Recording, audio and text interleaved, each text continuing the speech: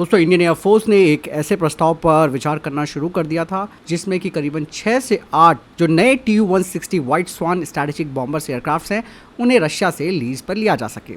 इसके लिए बाकायदा रशिया के साथ एक अच्छी बातचीत भी हुई। दोस्तों यहाँ पर इंडियन एयरफोर्स के पास कोई बॉम्बर्स नहीं है, यानी कि जिन्हें स्ट्रैटेजिक बॉम्बर्स कहते हैं। हाल ही में आपने देखा होगा कि कैसे अमेरिका ने इन बॉम्बर्स का इस्तेमाल करके ईरान को एक बड़ा झटका दिया। ऐसे में इंडियन एयरफोर्स ने स्ट्रैटेजिक बॉम्बर्स को लेने का प्लान बना लिया था, क्योंकि दोस्तों इस स्ट्रैटेजिक बॉम्बर के आ जाने से भारत एक स्ट्रैटेजिक एयर कमांड तैयार कर सकता है।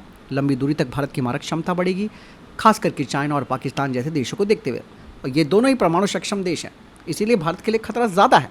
TU-160M दोस्तों ये रशिया का सबसे एडवांस स्ट्रैटेजिक बॉम्बर है। इसकी रेंज 12,000 किलोमीटर बताई जाती है और ये 40 टन तक के वेपन्स अपने साथ कैरी कर सकता है, जिसमें कि ब्रह्मोस क्रूज मिसाइल्स को भी ले जाया जा सकता है, जिससे कि इस TU-160M बॉम्बर की जो ताकत है वो और ज़्यादा बढ़ जाती है। अब दोस्तों यहाँ पर भारत की इस डील में एक बड़ी प्रॉब्लम आ चुकी है। ऐसा इसलिए मैं कह रहा हूँ क्योंकि रशिया यूक्रेन की जंग का असर इस डील में भी देखने को मिलेगा, और वैसे भी ये पहला ऐसा मामला नहीं है जब इस तरीके की अड़चन आ रही है। हमारे S-400 अभी भी रुके हुए हैं।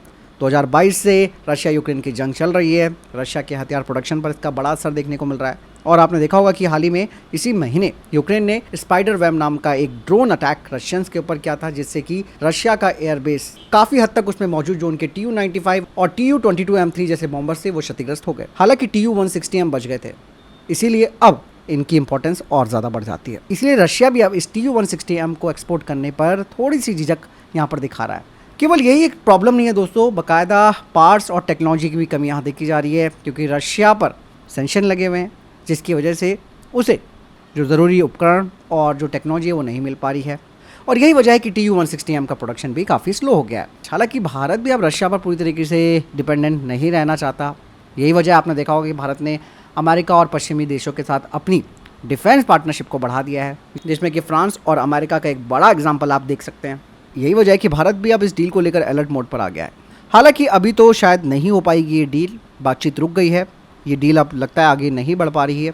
बट भारत के लिए एक स्ट्रैटेजिक अपॉर्चुनिटी ज़रूर थी, लेकिन मौजूदा जो टेंशन और हालात देखते हैं उसे देखते हुए ये योजना अटक गई है। वैसे दोस्तों मैं आपको बता दूं कि TU-160 का जो अपग्रेडेड वेरिएंट है वो TU-160M है। इसकी कई विशेषताएँ हैं, जैसे कि एक सुपरसोनिक स्ट्रैटेजिक बॉम्बर के नाम से ये जाना जाता है। ये 2220 किलोमीटर प्रति घंटे की स्पीड से उड़ सकता है, यानी कि मैक 2+ की स्पीड से। मैंने बताया जैसे कि 40 टन के ये परमाणु और कन्वेंशनल हथियार अपने साथ ले जा सकता है, और इसे 4 लोग ऑपरेट करते हैं, जिसमें कि पायलट, को पायलट, नेविगेटर और गनर शामिल है। इसके इंजनों की बात की जाए तो इसमें 4 कुज़नेटोव NK-32 टर्बोफैन इंजन लगे हैं। इसके विंग्स की अगर बात की जाए तो वो वेरिएबल ज्योमेट्री के बेसिस पे बनाए गए हैं, यानी कि स्विंग विंग डिज़ाइन है इनका।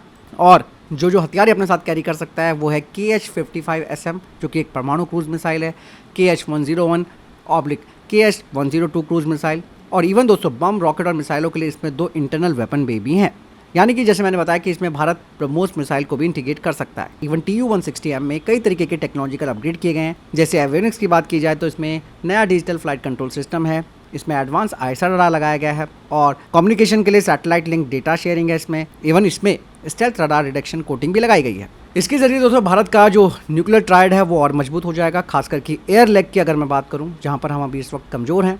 भारत चाहता है कि भाई इनको लीज पर लिया जाए, यानी किराए पर लिया जाए। जैसे मैंने आपको बताया, सीधा खरीदना तो काफ़ी महंगा पड़ेगा। फिलहाल आपको क्या लगता है दोस्तों, क्या भारत को TU-160M लेना चाहिए, यानी कि लीज पर ही लिया जाए, जैसे कि हमने अकुला क्लास की परमाणु पनडुब्बियां रशिया से लीज पर ली थी? तो बहुत चीज़ें हैं दोस्तों, आपको क्या लगता है? हालांकि मैं कहना चाहूँगा कि भारत की प्राइवेट सेक्टर की कंपनियों को स्पेशली स्ट्रैटेजिक बॉम्बर्स को बनाने के लिए आगे आना चाहिए। चाहे भले इसमें 5 से 10 साल लगे, लेकिन एक अपनी खुद की घरेलू चीज़ सामने आनी चाहिए, जो कि हमारी डिपेंडेंसी चाहे रशिया हो, अमेरिका हो, उन सब पर कम कर सके। इस बारे में आपकी क्या राय है? कमेंट सेक्शन में जरूर बताएं। मैं बताऊँ वीडियो के साथ। जय हिंद, वंदे मातरम।